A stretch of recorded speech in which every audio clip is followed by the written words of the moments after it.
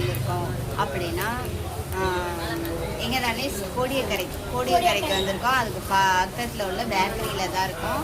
இப்போ நம்ம போவோம். வாங்க, பேக் கேமராவில் ஆன் பண்ணி என்னென்ன வாங்குகிறோம், என்ன சாப்பிட்டுட்டு அங்கே போகிறோன்றதை பார்க்கலாம். ப்ரௌனி சாப்பிட கொடுங்க.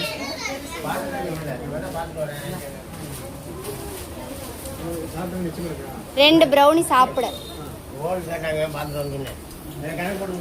இதாக இருக்கும். முந்திரியெல்லாம் போட்டுருக்கு. வாங்க வாங்குவோம். ஓகே, ரெண்டு ப்ரௌனி வந்துருச்சு.